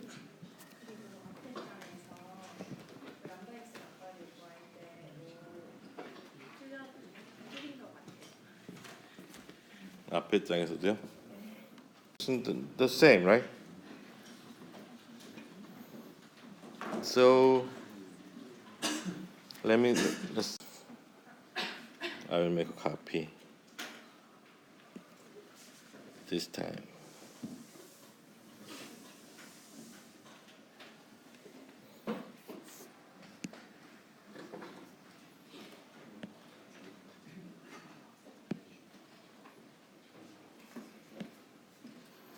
And let's come back.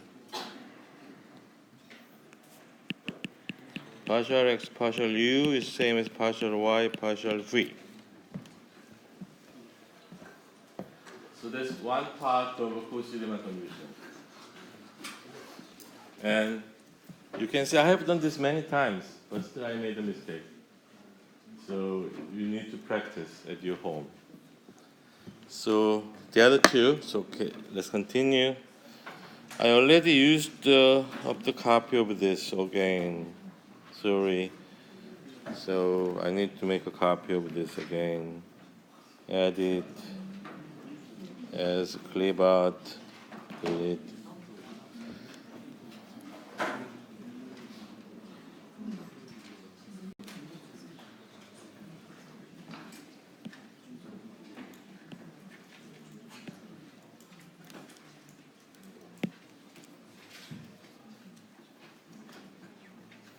Why this is not working?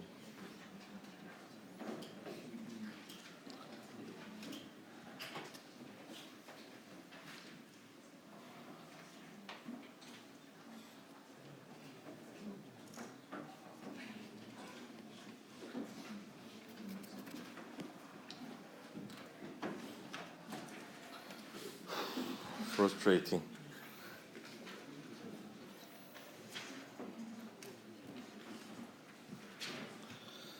So partial y.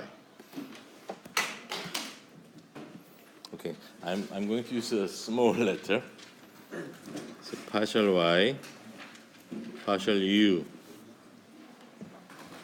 So this is again, so cosine x, sine hyperbolic y, divided by cosine square x plus sine hyperbolic square y, plus cosine x cosine hyperbolic y times minus over cosine square x plus sine hyperbolic square y square, and twice over sine hyperbolic y cosine hyperbolic y, right? So we combine them together is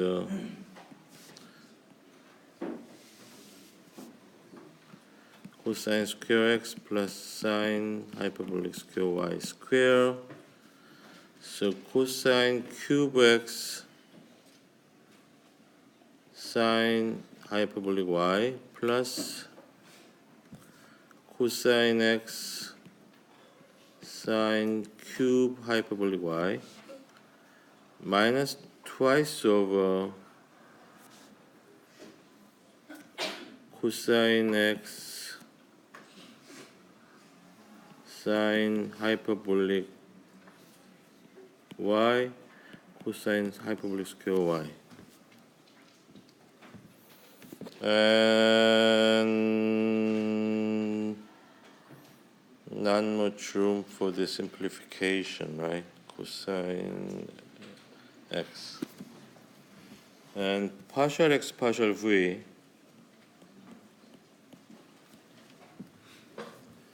is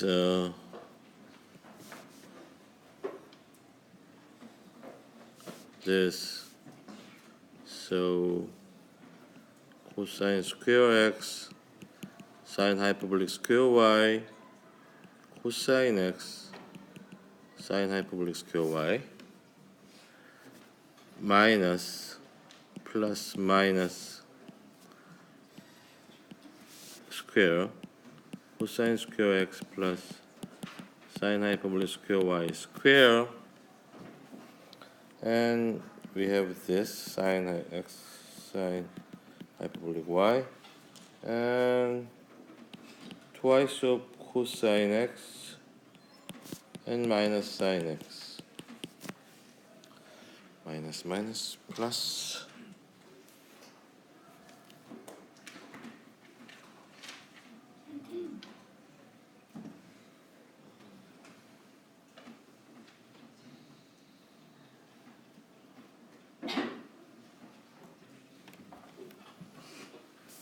Cosine, let me see. I don't want to make a mistake. Cosine sine x sine h. So the square twice of cosine x minus sine. Okay. So cosine square x plus sine hyperbolic square y square cosine cube x sine hyperbolic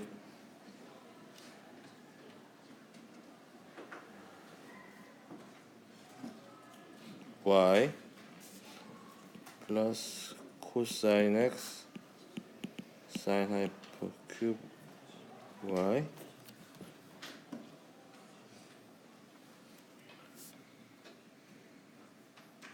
plus twice of sine square x cosine x sine hyperbolic y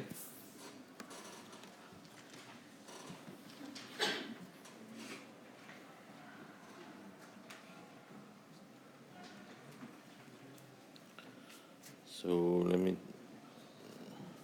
sine cosine, so I can make this as 1 minus cosine square x. Then okay, let's just check the denominator.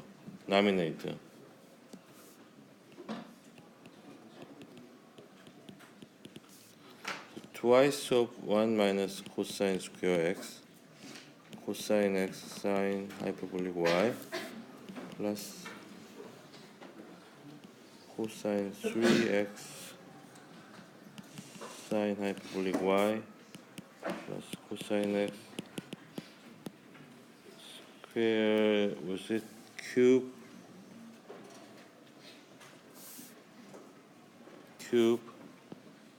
y, so that is twice of cosine x sine hyperbolic y minus cosine cube x sine hyperbolic y plus cosine x sine hyperbolic cube y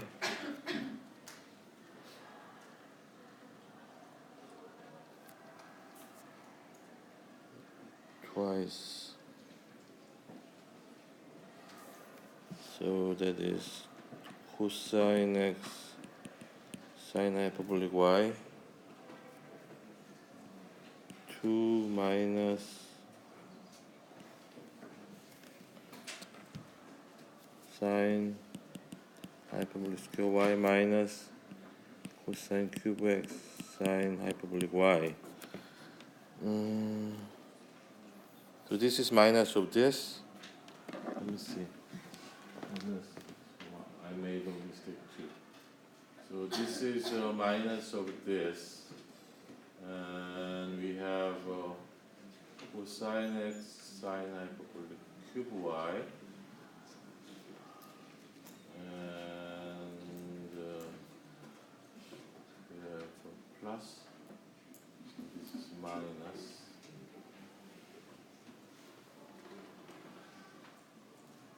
Cosine x sine hyperbolic cube y minus twice of cosine sine cosine cube. Okay. Twice of cosine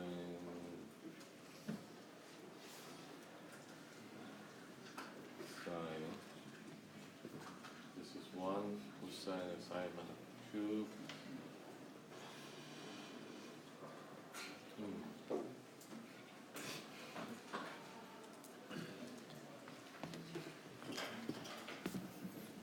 So cosine square x minus sine hyperbolic square x is 1.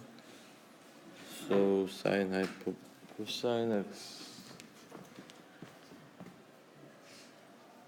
I think I made a mistake too. So we have to figure it out first. Partial y. So cosine hyperbolic y, this is correct. And cosine minus square over twice over sine hyperbolic y cosine hyperbolic y, right? So up to this part is okay. And if you unify the denominator, then we have cosine cube x sine hyperbolic y plus cosine x sine cube y minus twice cosine x sine hyperbolic y cosine square y here. On the other hand, sine x sine hyperbolic y divided by cosine square x plus sine hyperbolic square y. So the first part is cosine, sine and cosine, cosine x sine hyperbolic y, same. And sine x sine hyperbolic y, square it, and twice of this minus sine x. So plus it becomes sine square x, cosine x sine hyperbolic y, and this is cosine cube x sine hyperbolic y, right? Plus cosine x sine hyperbolic. So up to this part is okay. And so we need to simplify this. Sine x divided 1 minus cosine square x. Then twice of 1 minus cosine square x, cosine x sine hyperbolic y, plus this, plus cosine x cube. So up to this part is correct, I think. So twice of cosine x sine hyperbolic y minus this cosine cube, and so become these two can be combined them together is minus 1, and cosine x sine cube y. So if we combine cosine x sine cube y, 2 plus sine square y minus sine cosine cube sine y. So this is minus of this. So what is this? If we combine them together, cosine x sine hyperbolic y, then it becomes oh yes, this part actually, where is it?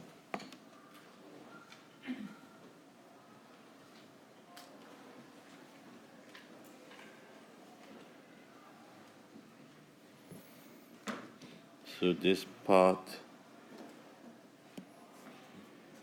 is actually combined into cosine x sine hyperbolic y times sine hyperbolic square y minus 2 over. So this is this becomes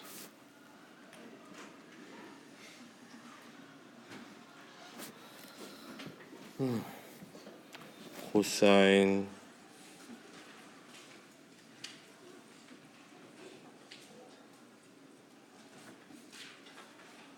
one plus cosine hyperbolic square y, right?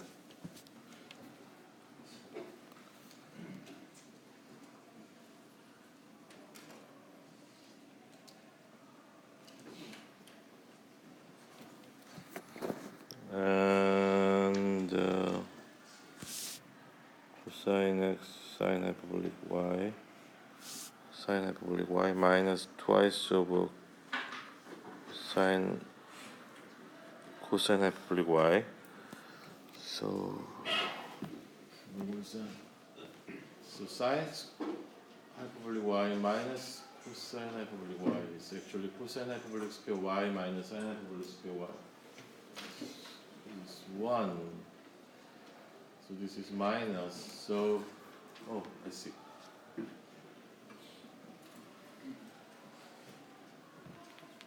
So this becomes minus.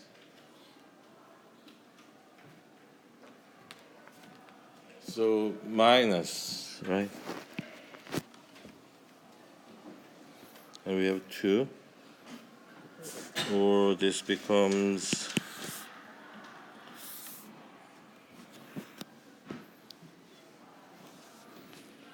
minus 1 plus 2. So cosine hyperbolic y minus sine hyperbolic is minus 1. So it becomes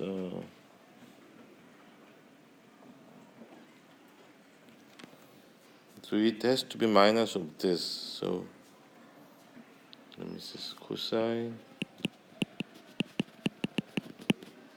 1. So sine f1 is -1 plus cosine hyperbolic square y. So this becomes